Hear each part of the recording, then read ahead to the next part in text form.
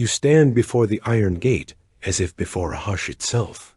Moonlight rests on its scrolls like milk poured over ink, bright and tender.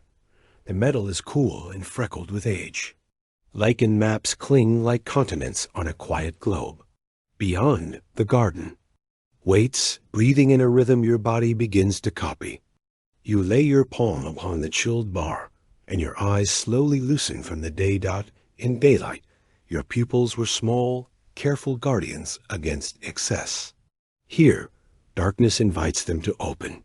You feel the change, though you cannot see it yet. Twin. Windows widening, admitting more of the night. Your iris is a ring of muscle, a flower whose petals obey the dim. As it relaxes, your pupils dilate. More photons cross the threshold and knock at the back of your eye, as patient as soft rain on glass. You wait, and the gate waits, and the garden waits with you. Night vision is not a switch, but a tide. Inside your retina, two kinds of sentinels. Keep watch. Cones are creatures of noon color readers, detail lovers, crowded at the center. Rods are midnight listeners. They prefer faint whispering light and gather at the edges, an audience lining the aisles rather than the stage. As daylight leaves, the cones grow quiet. The rods lean forward like reeds answering a wind dot. The first minutes feel like standing outside a story. Shapes are present but withheld. This is because your rods need time to wake. A molecule called rhodopsin, bleached by glare, knits itself back together, piece by careful piece. As it regenerates, sensitivity returns, and the world thickens with edges. You sense this as comfort, the way a blank page surrenders to handwriting, line after gentle line. You breathe in, and the air is cool enough to taste. Somewhere jasmine unbuttons, a perfume fashioned for night. It does not shout, it drifts. Your hearing seems larger because your brain attends to the quiet. The hum you called silence separates into threads, a cricket counting its steady beads, the brushing footstep of a beetle, the leaf's small sigh. Your mind performs triage. The needless noises of day slip away, and the skeletal music of evening remains. Your hand slides the gate open. Hinges murmur like old friends. The path beyond is washed in pewter light, and with the gate ajar, the geometry of shadow rearranges. Edges soften, corners bloom. At the margin of vision, movement announces itself. The periphery is where rods rule, so you angle your attention sideways, a trick sailors and stargazers use. Suddenly, the firefly you sensed becomes real, a patient. Lantern pulsing from the grass, chemical light stitched to a heartbeat dot as you pass through. You notice how color drains to quiet. Your cones hunger for brightness to separate crimson from blue, but the garden has lowered its voice. What remains is a tapestry of luminance. How much, not which kind. A moonflower is a pale signal, the laurel a darker pool. You read the weights. Of light instead, a subtler alphabet your brain learned long before screens. You pause and close your eyes. Oddly, closing helps you see. The small muscles around your eyes relax. Tension drains from your brow like ink into water. When you open them, tiny star points at leaf edges appear where none were moments ago. These are not stars, but the eye's ability to separate adjacent shadows once sensitivity creeps upward. Adaptation continues. If a bright beam harries you, chemistry will reset, bleaching rhodopsin again, and the climb must start anew. A breeze lifts, and with it a thought. The moonlight that paints this scene is not its own. It is sunlight, reflected daylight softened by travel, as if words whispered back to you in a calmer register. The moon wears no glow inside. It borrows and returns. Light leaves the sun, crosses space, kisses lunar dust, and bends toward you, scattered and gentled. The iron gate gleams because of that journey, that quiet ricochet. This is physics as lullaby, a photon's itinerary becoming rest on your skin. Your steps are slow on stone. The ground remembers the day's heat, but releases it gently, like a storyteller reluctant to end. Depth feels different now. With fewer color cues, the brain leans on motion. You sway, and the scene replies. A nearby pool returns the moon as a trembling twin. Ripples pull the image into silver thread. Your eyes favor edges in low light, the border where brightness meets rest. You reach toward a moonflower. Its petals are cool, their texture faintly like paper, soaked and dried under books. The plant has waited for night to open, timing itself by a clock older than calendars. Hidden proteins measure lengthening shadows. Hormones whisper go. As it unfolds, it casts perfume like a signal fire, summoning moths whose tongues are long as promises. You cannot hear their arrival, but you can imagine it, a soft, stirring navigation tuned to stars and scent.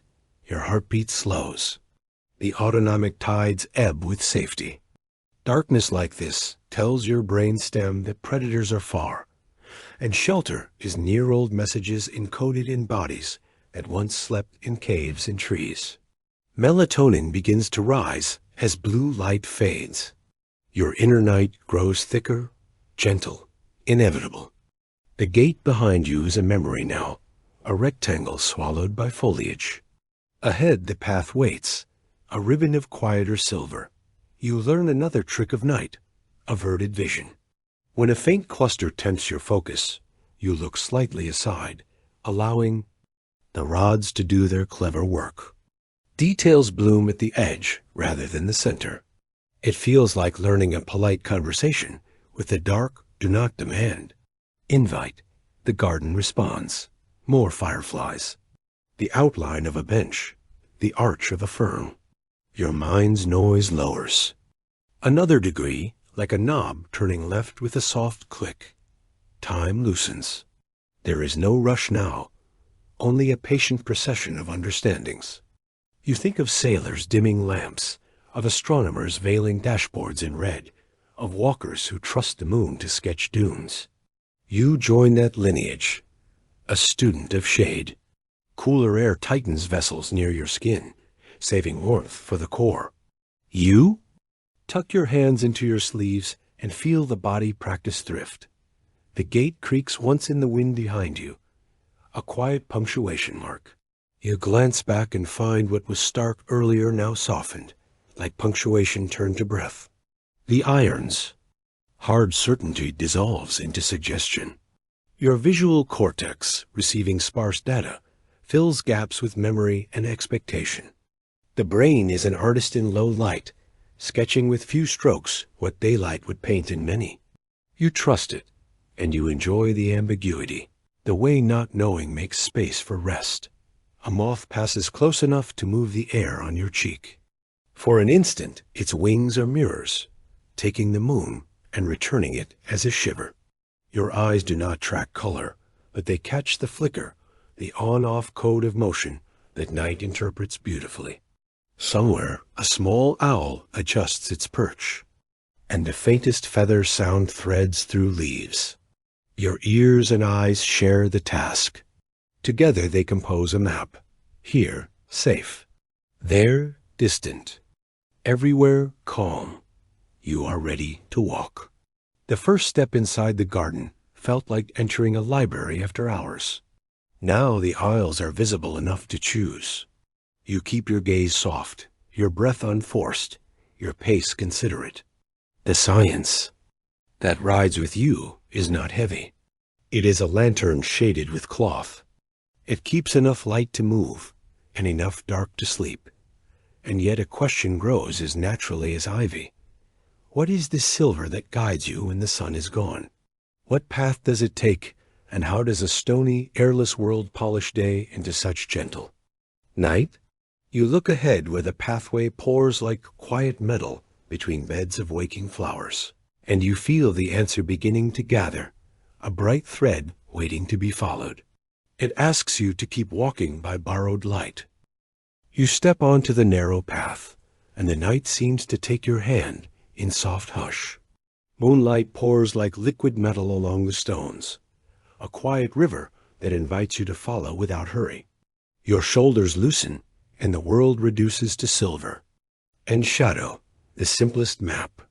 You breathe, and the breath feels drawn with the same soft pencil that sketches the edges of leaves. You think of the moon as a lamp, but it is a careful borrower. The light on your skin began at the sun, a furnace stitching photons from the loom of fusion. They left that brightness 8 minutes ago, crossed the cold between worlds, struck the moon's skin, and returned gentled. The moon does not glow. From within, it receives and gives back, like water cupping the sky. What kind of mirror is a world of dust and rock? Not a smooth glass one. The lunar surface is a field of crushed stone regolith made by billions of years of small collisions. Each grain is sharp as a thought. When sunlight hits it, some is swallowed and warms the rock. Some scatters in many directions. This scatter is what reaches you, a luminous whisper from a rough face, because the moon is bright but not polished. You never see a hard beam, only this soft spill laid over the path. Your eyes and brain turn little into enough. Photons arrive like visitors at a quiet station. Your rods welcome them, and your visual cortex builds a landscape from sparse arrivals. In low light, you notice contrast more than color. The Perkin shift nudges your sensitivity toward cooler notes. Moonlight feels bluer not because it is cold, but because your night vision leans toward that side of the song. You walk, and the stones hold silver in shallow bowls. If you watch carefully, the light moves almost imperceptibly. The moon climbs, and the path redraws itself, line by slow line. You picture a photon's itinerary. It leaves the solar core after long wandering, bursts free, and flies. 8 minutes to Earth, a fraction to the moon, another fraction back to you. Every silver patch is travel and return, grace arriving when the mathematics says it will. Distance thins the beam, yet even a small fraction fills your eyes. Because moonlight is reflected sunlight, it carries the sun's broad spectrum. But the lunar rock edits the script. Dark basalt plains absorb more. Bright highlands reflect more. Astronomers call this albedo, a measure of reflectivity. Your path catches a lane of higher albedo, so it gleams. Where the garden dips under trees, the albedo of leaves takes over. Waxy surfaces scatter light forward. Rough bark swallows it like dark bread. You read these differences with your feet as much as your eyes. The air appears colorless, but it is a quiet collaborator. Tiny molecules nudge passing light. At night, Rayleigh scattering is gentle. It still softens the moon with a faint halo, especially near the horizon where light plows a longer atmospheric field. Now and then a thin veil of cloud spreads the silver until path and plants seem lacquered. You move more slowly when the world is varnished like this, as if walking through a painting. You come upon a small pool. The moon repeats itself there, trembling. Reflection makes a second scene. Stones become stars, reeds become constellations. The physics is simple, the angle in equals the angle out, but the effect is tender. Ripples translate gray sky into moving script on water.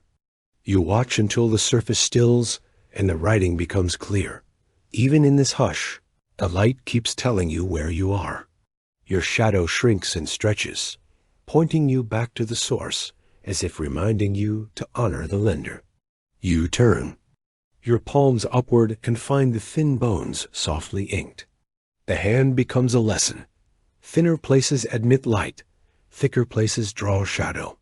Biology and optics hold hands right there, under the skin. You pause on a low stone. When you close one, the world loses some depth. Binocular cues fade, and you rely on parallax as you sway a motion that makes near things slide faster than far ones. Your brain tracks the sliding and reconstructs distance. The path remains solid under minimal information, proof that perception is a generous collaborator. As you rise, a faint halo rings the moon. Ice crystals high in the night carve the light into a circle. Tiny hexagons drift like invisible fields, bending the white into ordered geometry. You feel included in the crystal's exactness. Your attention returns to the stones. Some are rough, some smoothed by countless feet. The smoother ones shine more. They act like small mirrors tiled into the earth. The rougher ones scatter broadly, dimming but widening the spill. Even your clothing participates. The dark sleeve drinks light. The light cuff returns it. You are part of the scene's albedo, a moving patch of changing, reflectance threading the garden. Not you wonder how bright the path would be if the moon were full instead of waning. The difference is not linear. Small changes in phase mean large. Changes in brightness, because shadows on the moon's micro-landscapes vanish when the sun stands behind you. At full moon, opposition surge makes the surface leap in reflectance. Tonight, with the sun at an angle, tiny shadows mute that surge, and the silver you receive is gentler, better suited to rest. With every step you feel how light shapes your rhythm. Your cadence adjusts to the visibility of details. You're nervous. System invests confidence where outline sharpens. This is safety made of photons. Sailors knew it, street designers know it, and your ancestors waited for bright nights to travel. You are making the same contract with the sky. Enough light to move, enough dark to sleep. Ahead, the path slips between taller plants. Leaves reach toward the open space like hands toward a warm bowl. Many of these plants time their lives to the day's turning key. Inside them, pigments and proteins mark the hours, a chronometer that decides when to open a petal, when to pour perfume, when to close and rest. Their choices are tuned to light. Photoreceptors in their cells sense night and day, counting with chemistry what you count with clocks. You slow, and the air grows scented. Somewhere, a bud loosens. The moon's borrowed sunlight is faint, but it is signal enough when partnered with temperature and time. You listen for the smallest hinge, the soft opening of a flower you will meet very soon, and you understand that light is not only sight but instruction. The silver on the path is a message written for eyes, yes, but the same script is legible to leaves. You look down one last time at the gloss the moon has poured on stone. The silver seems to pool then flow forward, coaxing your steps. The path narrows again, threading you toward a dim corridor where the scent grows fuller and the air feels touched by wings. You follow the light to where its meaning changes shape, and you feel the night preparing to bloom under its borrowed brightness, one slow petal at a time. Somewhere ahead, a hush opens like a flower at midnight, and the air writes its first sweet sentence, an invitation to meet the blooms that wait for the dark. You step into a part of the garden where the air feels heavier, richer. The moonlight softens every outline, and yet here, something sharper calls to your senses. A sweetness, low and persistent, tugs at your breath. You follow it, and before. You see them, you know. The night bloomers are awake. Moonflowers stretch wide as saucers, their petals luminous as if made from spun pearl. Beside them, evening primrose cups small pools of pale gold, each bloom opening like a slow exhalation. And tucked deeper in the shadows, clusters of night-blooming jasmine hang like tiny bells, their scent spilling into the air with the ease of water over stone. You stop and let your eyes adjust further, because here, vision is a partnership between patience and biology. These flowers are creatures of darkness, and they carry clocks inside them, circadian rhythms, as old as the Earth's. Turning, deep in their cells, molecules act as timekeepers, responding to changes in light and temperature. During the day, light-sensitive pigments keep petals closed and fragrance locked away, conserving water and energy when the sun's heat is most. demanding. But as the light wanes and the air cools, the balance shifts. The petals feel the absence of brightness, the way your body feels the onset of sleep. This is called photoperiodism, a plant's ability to measure the length of day and night. For night bloomers, long nights signal the moment to open. It's not the moon's glow that calls them, but the depth of darkness itself. Proteins within their cells change shape in response to light, flipping molecular switches that set in motion a chain of signals. Petal cells swell with water, tissues loosen, and the bloom slowly unfolds. You lean close to a moonflower and see the process mid-act, the seam along the petal's edge straining gently, the pale surface trembling with the tiniest motions. This is not random. It is hydraulic precision. Plants move without muscles, relying on changes in turgor pressure, how much water each cell holds. By shifting water in and out of certain tissues, they can curl, close, open, and twist.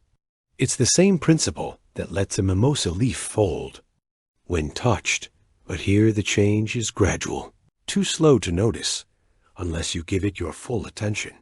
The timing is not just about avoiding daylight. It's about meeting their partners. Night pollinators, moths, bats, certain beetles navigate more by scent and silhouette than by color. Pale petals are easier to see under starlight, and the air carries fragrance better in cool, dense conditions. By blooming at night, these plants focus their energy on attracting the visitors most likely to carry their pollen dot. You inhale again, and the perfume seems stronger. That's because your own olfactory sensitivity heightens in the dark. Without the distraction of sight, your brain gives more space to scent. The fragrance itself is a cocktail of volatile organic compounds, molecules light enough to drift on. The air, linalool, benzyl acetate, methyl jasmonate chemicals whose names sound clinical. Yet here they are pure poetry, each binding to receptors in a moth's antennae from meters away. A small movement catches your eye. A hawk moth hovers near the primrose, its wings beating so fast they blur. Its long proboscis uncoils like a ribbon toward the nectar. This is an ancient exchange. The flower offers sugar-rich fuel, and in return, the moth takes pollen, dusting its head and legs before departing to the next bloom. Neither hurries. In the deep hours, time seems abundant. You notice the flowers aren't all open at once. Some remain in tight bud, others half unfurled. This staggered blooming spreads out the opportunity for pollination and conserves the plant's resources. Producing nectar and scent costs energy. By rationing the display, the plant balances investment with reward. Even their shapes tell a story of adaptation. Moonflowers open flat and wide, offering an easy landing platform. Jasmine blooms are smaller, but cluster densely, amplifying their scent into a single beacon. Evening primrose stands taller, catching the breeze to carry its perfume farther. Each is tuned to the habits of its preferred pollinator. The way a key is cut for a specific lock, the air cools another degree, and with it, the flower's chemistry changes subtly. Cooler air holds scent closer to the ground, creating invisible ribbons of fragrance that drift in steady lines. A pollinator following one of these ribbons will find the bloom more easily, just as you followed the perfume to find this place. Reach out and lightly touch a jasmine petal. It's thinner than it looks, almost translucent in the moonlight. The cells are packed with fewer chloroplasts than day bloomers, since photosynthesis is not their main work. Instead, they invest in pigment for attraction and oils for scent. The white and pale yellow reflect whatever light is available, standing out against the dark leaves. Even you, with human eyes less suited to the night than a moth's, can see them clearly. Your own body is responding, though not with petals or scent. The calm that settles over you is partly emotional, partly physiological. Cooler night air signals your hypothalamus to lower core temperature. Your heart rate slows. Melatonin continues to rise. Like the flowers, you too are shifting into night mode, opening in your own way to the rhythm of darkness. You think about how much of this garden's life is invisible by day. In the sun, you'd see only closed buds, green and modest. Without, staying to witness night, you might never know the richness hidden in those folds. The garden is a reminder that beauty often waits for the right hour, and that not all life runs on the same clock. Somewhere deeper in the foliage, a beetle crawls onto a primrose, collecting pollen grains on its body. It is not as graceful as the moth, but no less vital. Diversity in pollinators ensures resilience. If one species fails in a season, others can carry the work. Nature rarely relies on a single thread. It weaves a net.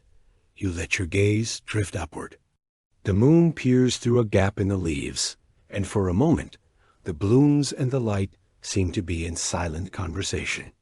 The moon lends visibility. The flowers lend their fragrance to the night. Each plays a role in a network larger than the fee. Garden, the cycles of energy and exchange that have been turning for millions of years. As you stand in this scented corridor, you become aware of your own breath matching the garden's pace. Inhale, cool air and jasmine. Exhale, a little lore of the day released. The path ahead is darker, but you trust it now, because you've learned how life flourishes even when the sun is gone. The flowers do not open for you, yet you are welcome. Here, their timing is precise, but it's not exclusion, it's harmony with the hours that serve them best. You wonder how many other rhythms you pass by in daylight without noticing. Somewhere nearby, the rustle of wings suggests another arrival. Perhaps more moths, perhaps a bat. The air seems to thicken with possibility. You step forward, leaving the blooms behind, but carrying their scent in your hair and clothes, a reminder of what opens when the world goes quiet. And as you move on, you find yourself wondering about these invisible visitors of the night, the ones who follow fragrance and shadow instead of color and sun. You wonder where they come from, and where the silver light will guide them next.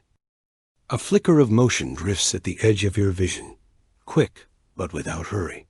The air shifts, touched by the feather-thin beat of wings. You pause and listen. The garden is not silent, it never was, but its music now is softer, more intricate. Here in the moonlight, you begin to meet the night's caretakers. The first to greet you is a moth, pale as parchment, gliding with an elegance that seems effortless. Its wings are dusted with microscopic scales, each one a fragment of color and pattern, though most appear muted under the moon's silver wash. It moves not in straight lines, but in gentle arcs, following a trail that is invisible to you, but vivid to its senses. To the moth, the air is mapped in scent-long, invisible ribbons of perfume spun out by flowers that opened only after sunset.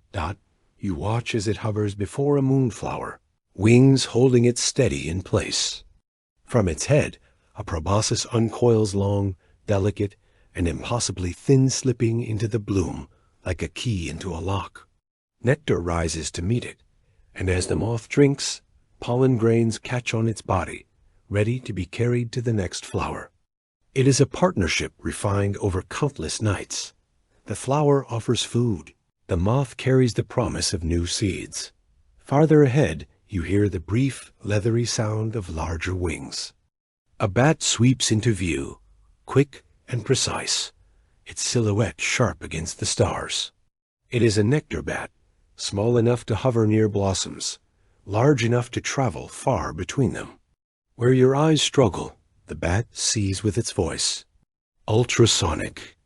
Calls too high for you to hear bounce off leaves, branches, and petals, returning to its ears as a map made of echoes. Each reflection reveals distance, shape, and even texture, allowing the bat to find flowers as surely as you find a lit doorway in the dark.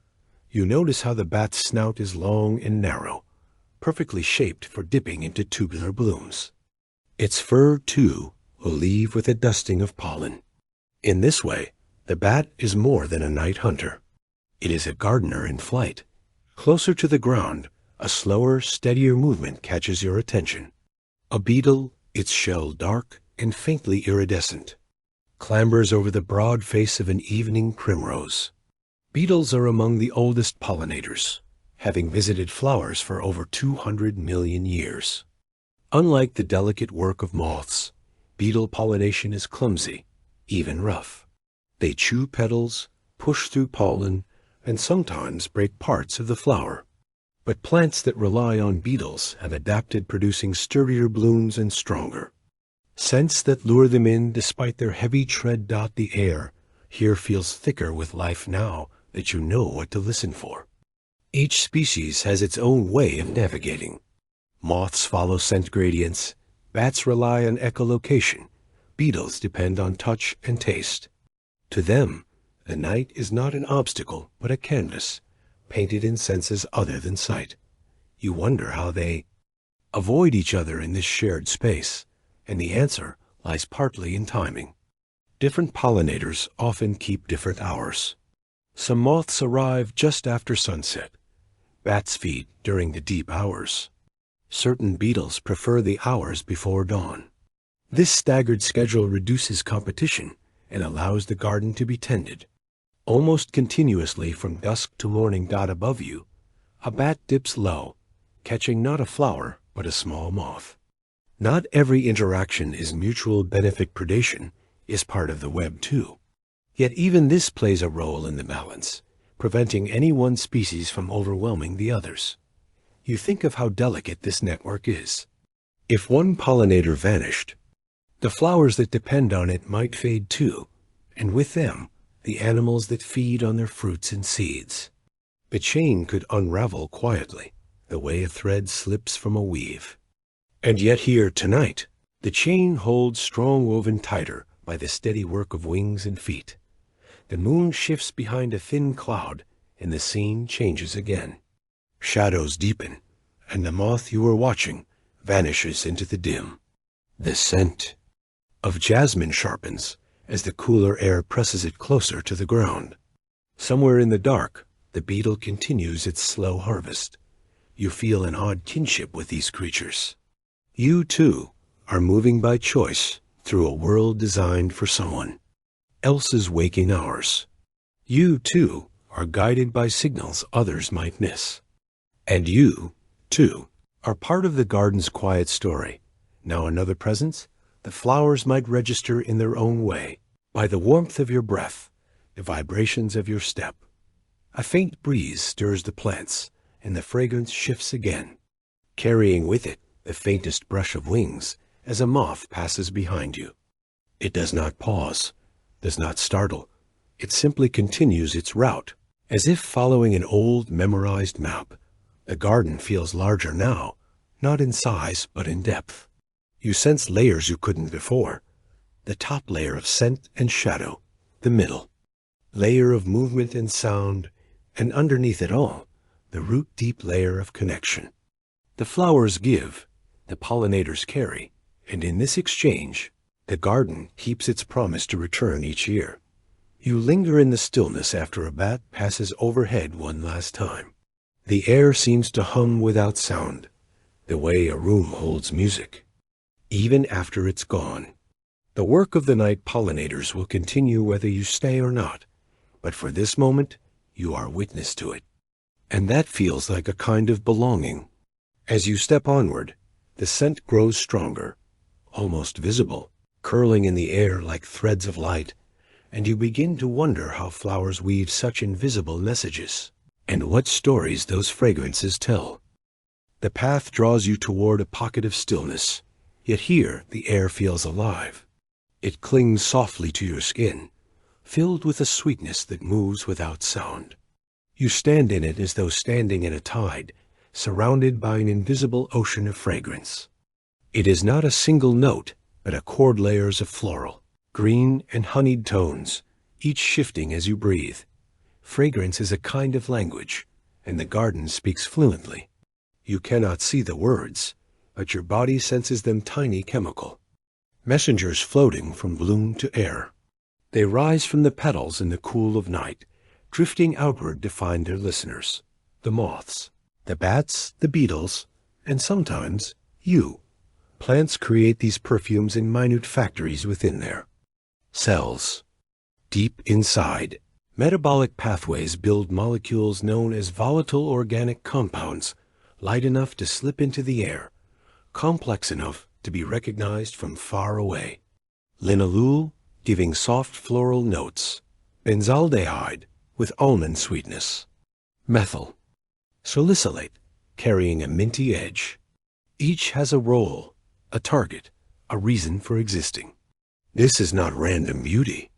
It is deliberate invitation. You imagine a moth, miles away, sensing this message through the feathery antennae on its head. These are not simple feelers, but extraordinary instruments, able to detect a single molecule among millions in the air.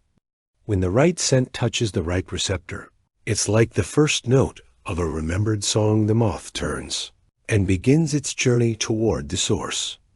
Not all fragrances are made for the same audience. Some plants produce scents heavier at night, aimed at nocturnal pollinators whose eyes may fail them, but whose sense of smell is exquisite. Others perfume the morning air, calling to bees that rise with the sun. Timing is everything because making perfume is costly. It takes energy to build each molecule, so plants release them when they are most likely to bring a visitor. You draw in a deeper breath, and the scent changes subtly. The human nose is not constant.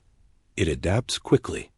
A molecule still swirl around you, but your receptors grow less sensitive after a few minutes olfactory adaptation, a quiet fading that helps your brain focus on new smells instead of drowning in the familiar. Yet even in this adaptation, your body responds. Certain scents can slow heart rate, ease tension, even shift mood, because smell connects directly to the limbic system, the part of the brain tied to memory and emotion. Perhaps that is why the air here feels so layered with meaning. You are not just detecting chemicals. You are feeling them in ways you cannot measure. A sweetness that reminds you of summer evenings. A faint spice that hints at rain on dry soil. These are not messages meant for you, yet you read them in your own alphabet. A shift in the breeze brings a stronger note like blooming jasmine, perhaps. Its perfume is made of many compounds working together, some evaporating quickly to catch the attention of a passing pollinator, others lingering to guide it closer. The balance between these volatile and persistent notes is a kind of music, with high, bright tones and low, grounding ones. The physics of fragrance is as important as the chemistry. Molecules disperse through diffusion, spreading from areas of higher concentration to lower. Cool air slows their movement, letting the scent remain longer near the ground. A light breeze carries them in streams, forming invisible trails. Pollinators can follow these trails the way you might follow a ribbon laid along a floor, zigzagging when the ribbon curves, adjusting when it breaks. Some flowers even shape their petals to influence airflow. Tubular blossoms can funnel scent outward, creating a more focused signal. Others cluster in groups, amplifying the total scent output like a choir singing in unison. You notice this now, the primroses gathered tightly, their combined perfume greater than the sum of parts. Fragrance also carries meaning beyond attraction. Some plants alter their scent when damaged, releasing compounds that repel herbivores or call in predators of those herbivores. The air becomes a defensive broadcast. Help me, or stay away. This too is language, just spoken in molecules. Instead of syllables, you pause beside a single bloom and cup your hands loosely around it. The scent is stronger here, almost tangible. You imagine the thousands of tiny pores stomata through which gases pass, and the glands at petal edges releasing their invisible cargo. The release is not constant. It pulses with light, temperature, and humidity. Tonight's conditions cool, still, and damp are perfect for carrying messages far into the dark. Even without words, You understand that this language is ancient. Plants have been speaking it for over 100 million years, long before humans shaped their gardens for beauty. The partnerships between plant and pollinator are older than cities, older than rivers in their current courses. Each scent is a line of that old text, rewritten every night in the air. A moth flutters past your shoulder, turning in the direction of the strongest perfume. You watch it vanish into a cluster of blooms, its purpose as clear as the moon's. Pull on the tide. In that moment, you see how scent is not just a lure. It is a map, a meeting point, a promise that your own sense of smell sharpens again when the wind changes. New notes arrive, blending with the jasmine's sweetness. A grassy freshness from somewhere ahead, a faint peppery spice, perhaps from a flower you haven't yet seen. The path itself seems to be guiding you by the nose now, a trail not of stones, but of shifting perfume that you wonder how far these messages travel. In still air, they can stretch hundreds of meters. With the right wind, even farther. Somewhere beyond this garden, perhaps, a pollinator begins its approach, guided by molecules that left this very spot minutes ago. You realize you are sharing. The same signal as countless unseen wings and antennae. The science of it hums in your mind, but the feeling is simpler. You are in the middle of a conversation you can't fully understand, yet it welcomes you all the same. The air is the page, the scent is the ink, and the night is the patient reader. You take one last deep breath, letting the perfume fill you like a memory you don't want to lose. Then you step forward, following the direction from which the new notes drift.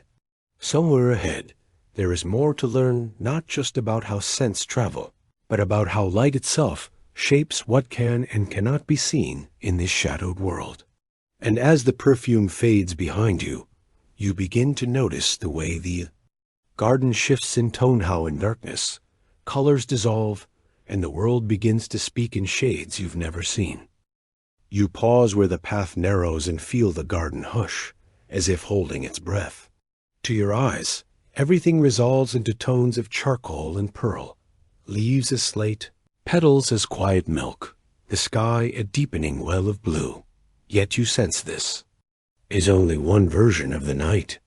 Somewhere beyond your perception, other colors are at work, other alphabets of light writing themselves across petals and wings. Light moves as wave and particle at once, ripple and bead. What separates colors is wavelength, the spacing between crests. Long waves cradle the warmth of red. Short waves carry the snap of violet. Humans see a narrow band, roughly 400 to 700 nanometers, a small window in a vast cathedral. Beyond that window lies ultraviolet, shorter than violet, and infrared, longer than red. The garden speaks in these ranges too, but most of your receptors remain quiet to those syllables. In darkness, your rods take the lead, and your cones, the color readers, grow shy. Color fades into brightness and shape. Yet other creatures keep sensitivities you have set aside for the night. Consider the moth. You watched before. By day, many insects read ultraviolet patterns on blossoms, guides painted like runway arrows. At night, several moths still detect the near edge of ultraviolet, overlaying a faint map on the silver scene you see. On certain petals, spots and rings invisible to you still glow like. Beneath the leaves, a beetle pauses. Its vision is simpler, tuned to contrast more than hue, but even it navigates subtle differences the moon pulls from texture. Smooth wax on one leaf throws light forward. Fine hairs on another scatter it wide. To the beetle, that difference is terrain, a bright slope here, a dim valley there, enough information to choose a path. Farther overhead, an owl settles on a branch. You cannot see its eyes clearly, but you imagine them, polished and enormous. Many nocturnal hunters carry a mirror within, a tapetum lucidum, a reflective layer behind the retina. Light that slips past the rods without triggering them, bounces back for a second chance. This double pass is why a cat's eyes flare with green in headlights, and why an owl can pull form from near nothing. The price is color. Multiple reflections. Smear fine chromatic detail, but in exchange, the faint becomes legible. Other night creatures lengthen exposure in different ways. Some neural circuits, some photons over time, trading crisp motion for amplified brightness. The visual system takes a longer breath. Think of a long exposure photograph that gathers starlight. The picture blurs if the world moves, yet dim structure appears. In the still pause between your breaths, the garden holds still just enough for those eyes to make a scene. You lift a petal toward the moon and consider patterns you cannot see. Under daylight, many flowers wear ultraviolet designs. Nectar guides that absorb or reflect specific bands. Matte centers that stand out to a bee, edges that blaze in wavelengths you miss. Though the sun is gone, the reflectance that shapes those designs persists, and faint ultraviolet scattered from the sky still sketches them for eyes prepared to read. To you, the petal is pearl. To another, it is a signpost. Moonlight feels blue, for another reason entirely. As illumination drops, your sensitivity shifts toward shorter wavelengths. Scientists call this the Perkin shift. Reds darken first, while blues and blue-greens hold on. A crimson rose loses its shout and becomes a shadow. A cornflower keeps a whisper. If you could switch your cones to daytime strength for an instant, color would return. If you could borrow a moth's receptors, ultraviolet patterns would bloom like writing under a lamp. The air itself edits the palette. During the day, short wavelengths scatter more in the atmosphere, turning the sky blue. At night, a dim echo of that blue remains, a cool backdrop for the moon. Thin hazes and high ice crystals nudge the spectrum, spreading or cooling the silver on your skin. Sometimes halos ring the moon, faint circles that pry white into spectral hints. Your eyes barely resolve the colors, but they are there, a low murmur beneath the bright syllable we call white. Some flowers add glow through fluorescence, absorbing higher energy photons and re-emitting lower energy light. Certain nectar guides drink ultraviolet and return blue. Fluorescence rarely paints a midnight scene for humans, yet to an insect strolling a magnified world, it can trace a millimeter-wide road. What looks to you like a plain petal may, too. A moth be striped with arrows. There is also the language of polarization. As sunlight scatters in the sky, it becomes partially polarized, its waves tending to align. Many insects can detect this, reading the polarization pattern to navigate, even when clouds hide the moon. After sunset, the pattern weakens, but does not vanish. A beetle can orient by it, rolling a tiny treasure straight by starlight. The night sky contains arrows your eyes cannot see, but compound eyes can. Your own brain compensates for lack by making stories from scant light. The visual cortex does not merely register, it predicts. In near darkness, it knits fragments into familiar forms. A branch becomes a hand until wind revises it. A stone becomes an animal until stillness edits the illusion. Other animals favor fidelity over narrative. An owl fuses tiny timing differences between its ears to place prey by sound with uncanny precision, accepting visual blur in exchange for certainty. Each nervous system stacks its strengths where they matter most. Consider bats. Many use echolocation, a sound-based sight divorced from color, but that does not mean they are blind. Several species carry short wavelength sensitive cones and can see near the violet edge at dusk and dawn. A pale flower may stand out to them as they supplement sonar with vision for close work. Their world is multimodal. A click paints distance, a scent paints identity, a flicker paints outline. Yours feels simpler by comparison, and also narrower. You step past a clump of moonflowers and notice how their throats look almost luminous.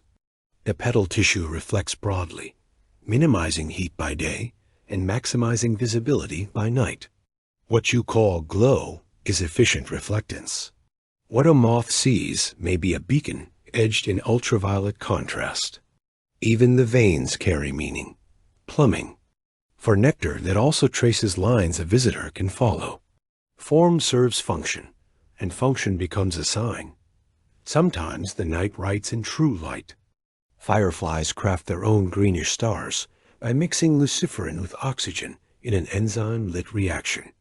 Bioluminescence is a different alphabet than reflection or fluorescence. Not borrowed, not transformed, but made. Here only a few brief pulses. Wink and go. To a hungry predator, that flash means food. To a searching mate, it means a code counted in beats and pauses. You watch one pulse and imagine a single photon setting off a nerve signal. A dot becoming a sentence. You practice the edge vision trick again, letting faint things sit just off center. The periphery awakens. Tiny contrasts pop. Textures lace themselves from the dark. A spider's silk appears between stems, a line that was invisible until angle and gloss aligned. Many animals operate at thresholds. See enough, hear enough, smell enough. No one sense needs to be perfect when several braid together. Colors, in the human sense, are private names for wavelengths. Meanings, in the ecological sense, are public contracts between species. A white bloom is white to you because it returns most wavelengths roughly equally. To a moth, it is white edged with ultraviolet, promising nectar and timing. To a bat, it is a shape against the echo-soft sky. To a beetle, it is a terrain of bumps and sugars. The same object, many worlds. The air chills by a shade, and the silver on the stones cools with it. A cloud slides over the moon, and the palette narrows further. You find comfort in that narrowing. Fewer colors invite fewer thoughts. Your mind settles into a grayscale suited to sleep, released from the busy noon where every hue competes for attention. Still, curiosity lingers like afterimage. What else is painted here that you cannot see? Are there whispers in ultraviolet still threading from petal to wing? Are there polarization arrows pointing home? You accept that much of the night's color belongs to other eyes and other instruments, and that this, too, is a kindness. Your role is witness and learner. Your reward, a gentler way of seeing. You close your eyes briefly, and the world behind your lids swims with tiny sparks, the random firing of photoreceptors negotiating the last of the light. When you open them, edges return, a modest gift from the rods. You listen because when sight humbles itself, hearing rises, and the garden begins to turn from picture into song. Somewhere a cricket tightens its bow, and a frog tests the water. For echo, shapes sink back into silver. Rhythms step forward from quiet. Softly, gently, you let the unseen colors fade to the edges of your mind and lean toward the hush ahead, ready to hear how the night composes, itself in waves and pulses. A quiet symphony waiting in the dark. You stop walking, letting the path rest beneath your feet, and the garden reveals its other voice. It is not the voice of light and shape, but of air set trembling. It comes to you in layers, the fine, constant thread of crickets, the slow hollow, notes of frogs, and the irregular whisper of leaves shifting against each other. Together they form a pattern that is not written down yet somehow never changes. Sound begins with motion. A cricket rubs its wings together tiny ridges, scraping like the teeth of a comb. Each stroke makes the air near it vibrate, and those vibrations push the next bit of air, and the next, until the disturbance spreads outward as a wave. The frog's call begins differently, in the movement of air from lungs through a voice box, but the result is the same. Air molecules dancing back and forth, passing along energy without ever leaving their place. At night, those waves travel farther, Cooler air is denser, carrying sound more efficiently, and the stillness of evening means fewer competing noises to scatter it. What you hear is not louder than day. It is clearer. There are no engines, no shouts, no sharp interruptions. Only the music the night has time to play. Your ears are tuned to receive it. Each one cups sound toward a delicate membrane, the eardrum, that shivers in response.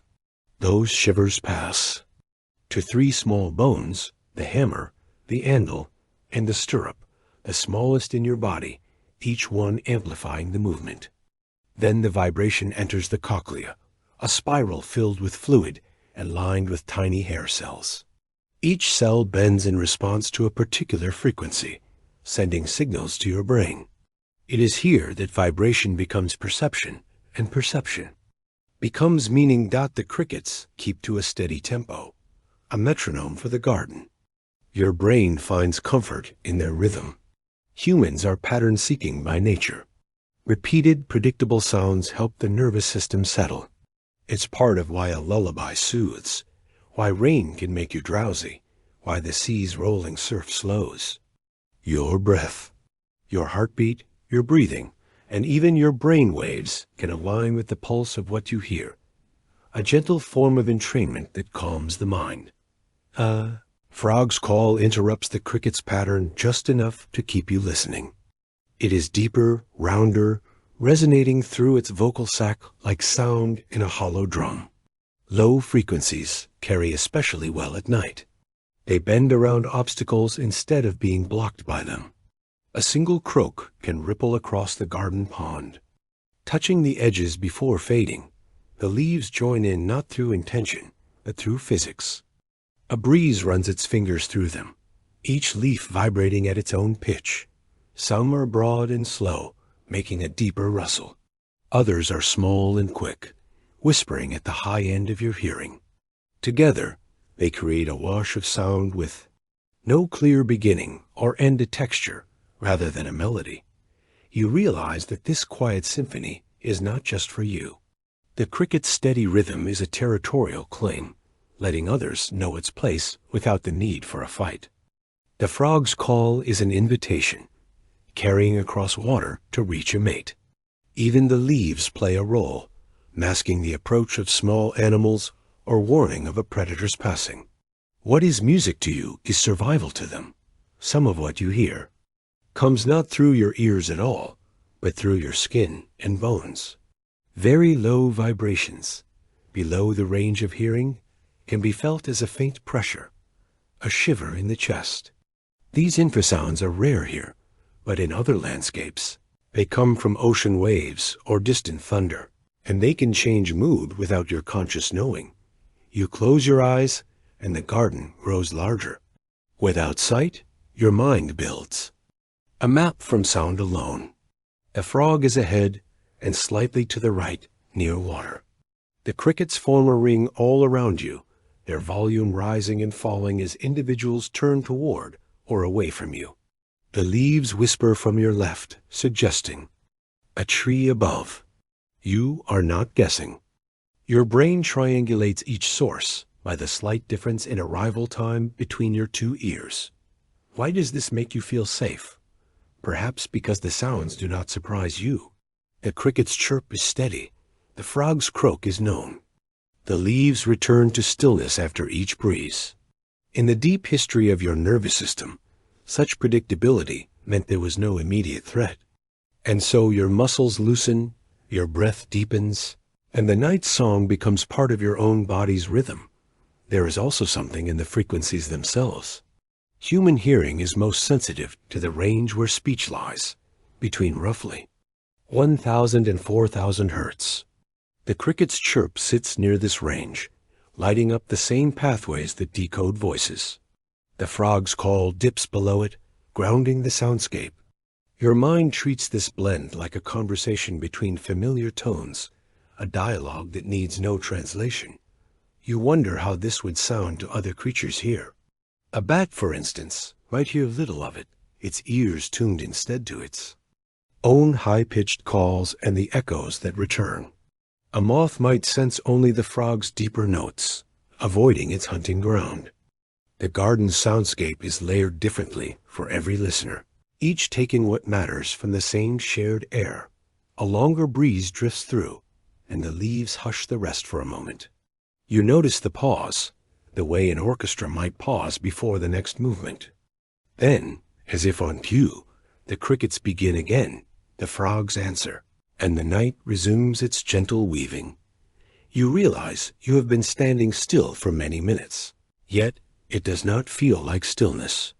You have been moving through the airs, invisible waves, traveling without stepping. Each vibration that touches you is a visitor from somewhere else, across the pond, over the grass, between the trees. You carry them for a moment, then let them go, adding nothing but your quiet attention. The symphony will not end. It will only change. Some players will fall silent as night deepens. Others will take their place. Your part in it is temporary, but not insignificant. You have listened, and in listening, you have joined. And as you begin to walk again, you notice that the air itself feels different, cooler, denser, as though the night has taken a deeper breath, inviting you to follow, and feel the rhythm of its quiet breathing. You step forward and feel the night settle around you like a shawl rinsed in cool water. The air presses lightly, heavier than the days yet easier to carry. Your skin notices first, a fine film of damp where warmth used to lift away. Temperature has fallen, and with it the world's slow sense hanging near the ground. Daylight heated rock and leaf. Now that heat leaks toward the sky. Surfaces radiate energy like coals dimming in a hearth, and the air that touches them cools too. In this sheltered skin of air, dew begins, not from grass pulling water up, but from water in the air, choosing cool blades and petals as home. You crouch and watch a droplet bead along a blade, tighten with surface tension, and slide into soil. The ground drinks quietly. Beneath your feet, roots and fungi are awake, trading sugars for minerals in a barter older than forests. Soil breathes as well, exhaling carbon dioxide from microbes and roots, inhaling oxygen where pores remain open. At night, without sunlight, to pull carbon in, plants respire more than they fix. A balance tilts from making to mending. Cool air invites a slower breath. It steadies thought and lengthens the pause between them. Your chest responds without orders. In the dark, parasympathetic tones rise the branch of your nervous system that favors rest and repair. Heart rate eases. The diaphragm lowers generously. The air you pull through your nose carries its own medicine. Within nasal passages, tiny pockets release traces of nitric oxide that help open vessels in the lungs, nudging oxygen to cross into blood. You are not thinking of any of this. You are simply breathing, steady as tide. Leaves keep their own hours. In daytime, stomata, the small mouths on leaf surfaces, open to trade. Carbon dioxide in for sugar making. Water vapor out as the cost of doing business. At night, many close, conserving moisture now that light is gone. But some plants keep another schedule. Those with CAM photosynthesis open their stomata after sunset, gathering carbon dioxide when evaporation is gentler and storing it as malic acid to use when morning returns. You stand among both strategies, the garden a classroom of clocks. Timekeeping happens leaf by leaf, cell by cell, tuned to darkness and temperature. A low mist collects above the soil, a fog no taller than your ankles. It slides around your ankles and remembers their warmth for a moment. It forms where ground cools faster than the air aloft. A small inversion that stacks warmer air above cooler air and traps scent and sound along the path. This is the night's breath made visible, the garden exhaling what day stored in stems. Pores and spaces dot. You reach the pond and feel cold slide off its skin. The little current pools and hollows, then spills, a quiet circulation. Water gives up heat more slowly. Then stone, so the pond makes its own weather, drawing a downslope trickle that hugs the bank. Even here on gentle ground, air seeks the quietest place to rest. A frog calls, and your body loosens another notch. Patterns help you yield. In-breath 4 counts, out-breath 6, a ratio your chest chooses on its own. Exhalation lengthens when you feel safe. The vagus nerve hums approval. The heart answers by pausing a hair between beats. The world outside loosens the world inside, and the match feels like gratitude. You rest your palm on a stone, surprised at how quickly it has chilled. Radiative loss continues while the sky stays clear. A cloud would blanket the scene and slow the leak. Frost still bites on nights like these, even when the air a meter higher reads harmless. Cold is a local story first. Ahead, moonflowers enlarge. On their vines, each a pale lung seeming to fill and empty as breezes pass. Their perfume hangs lower now, braided into dense air. Breath itself is weather, every tree and blade participating, every creature exchanging gases in a choreography that keeps the night honest. You try a simple experiment. You stand still. With each slow inhale through the nose, you feel coolness. At the bridge and the whisper of convective heat leaving your skin. With each longer exhale, warmth returns to lips and hands as vessels relax, and a thin plume folds into the dark. Your breath joins the mist at your ankles, a gift measured in grams and kindness. Somewhere a branch releases wet day trapped in wood. As temperatures fall, fibers contract. A soft creak travels clear. The world shrinks by fine degrees, not with fear, but with relief. You mirror its shoulders low, jaw unlatched, vision eased. The science hums without crowding. Cooling air raises. Relative humidity even with no new moisture added. That is why scents stand out and your skin feels touched. Your lungs, lined with surfactant to keep tiny alveoli open, welcome the denser air with less effort. Each red blood cell picks up oxygen at hemoglobin's iron heart, then slides along to unload as gradients ask. Chemistry becomes lullaby when, allowed to move at night's tempo, you notice the border where grass yields to leaf litter. The air above the leaves feels warmer by a whisper. Decomposition makes heat. Tiny hearts tended by bacteria and fungi. The slow combustion of yesterday into tomorrow.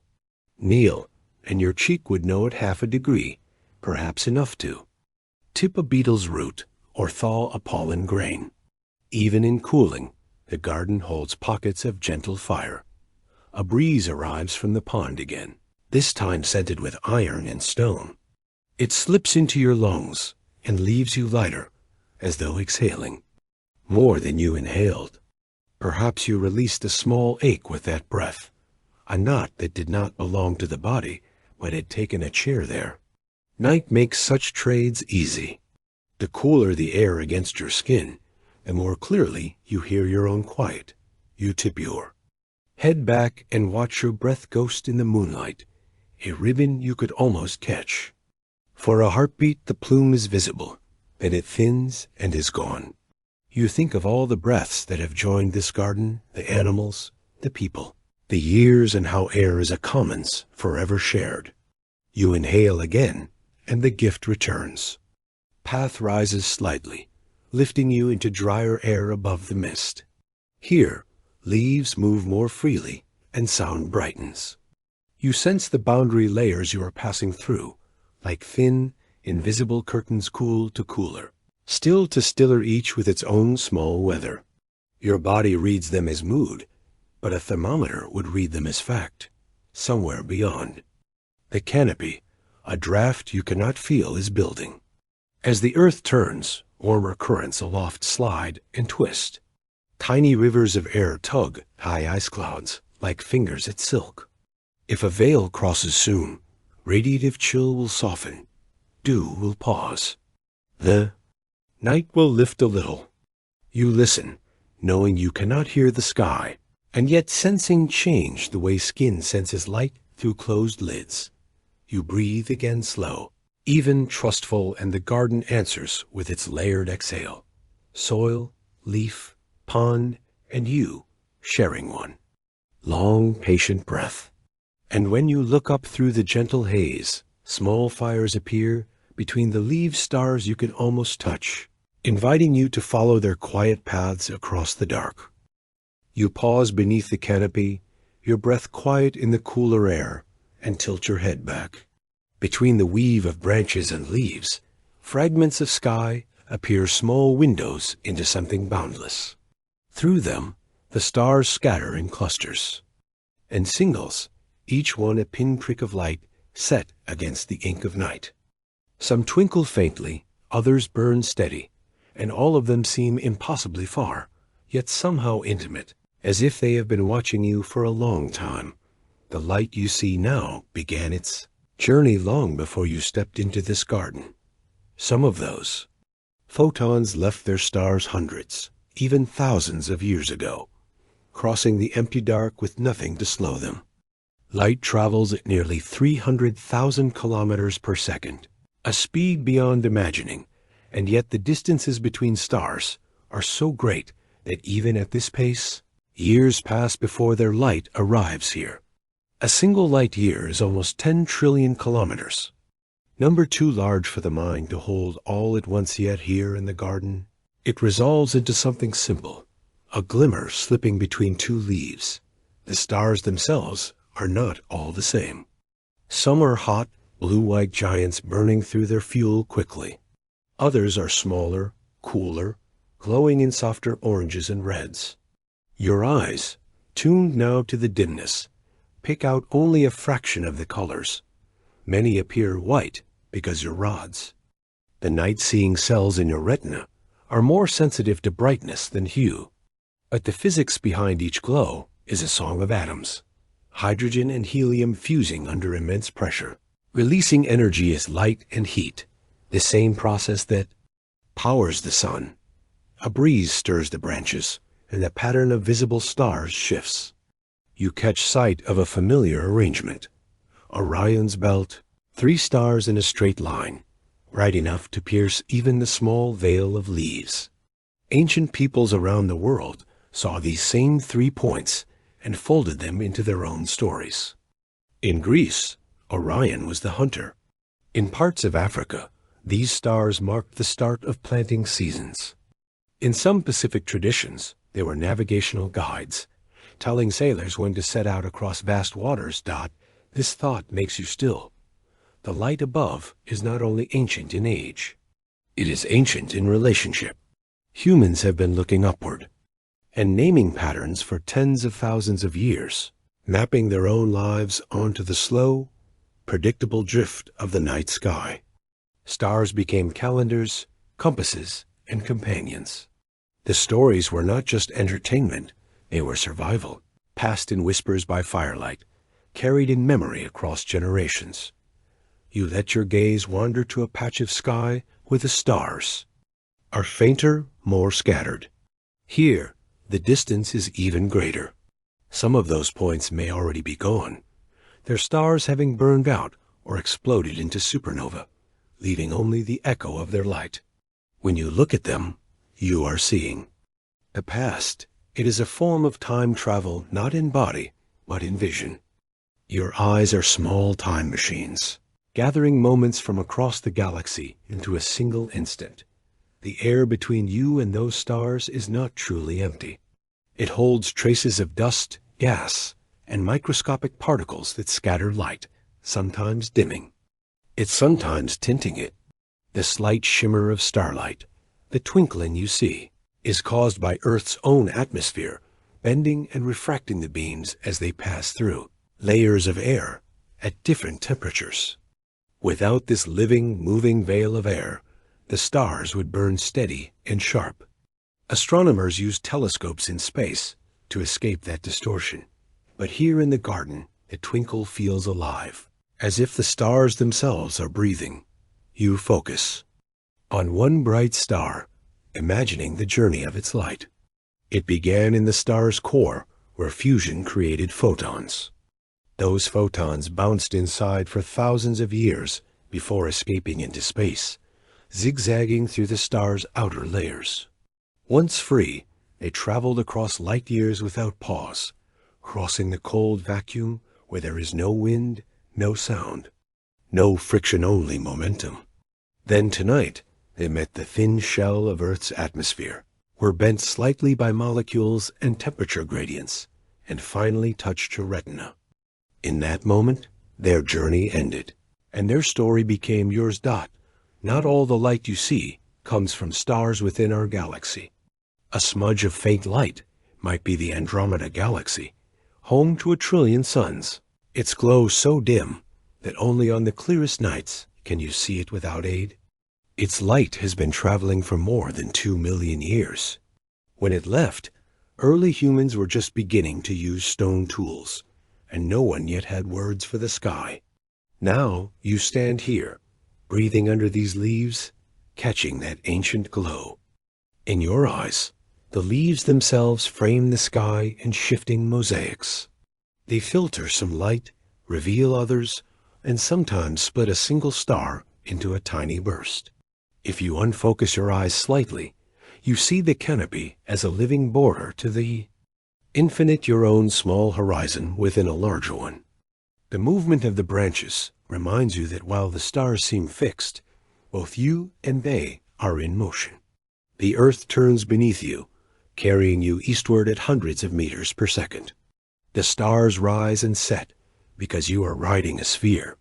Through space, your breathing matches the slow drift overhead. With each inhale, the stars seem closer. With each exhale, they return to their unreachable distance. You begin to notice the faint dark shapes between the brighter points patches of sky where interstellar dust blocks light. These dark nebulae are as much a part of the sky as the stars themselves, forming the raw material for new suns and planets. Somewhere within them, future light is waiting to be born. The science feels as soft here as the air. You don't need equations to feel the truth of it, that you are looking into a space that connects every living thing. The same atoms forged. And ancient stars are in your bones, your breath, the leaves above. You are not just an observer of the universe. You are a participant in its ongoing story. A brighter star catches your attention low in the sky. It doesn't twinkle as much, holding steady with a pale, warm glow. This is a planet reflecting the sun's light rather than making its own. Perhaps it's Jupiter or Venus, wandering through the constellations along its slow orbit. The ancients called them wanderers, noting how they move differently from the fixed stars. To see one is to be reminded that not all lights in the night are distant suns. Some are worlds like ours, moving silently in the same cosmic neighborhood. A gust of wind shakes the branches, and your view shifts again. New stars appear. Old ones vanish behind leaves. You feel the passing of time in the garden and in the sky above. The light you catch is not endless. It will fade with dawn, swallowed by the brightness of the sun.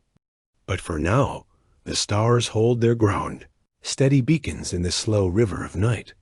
You take one last look at Orion's belt, thinking of all the people who have stood in their own gardens, on hillsides, by campfires, gazing at these same points.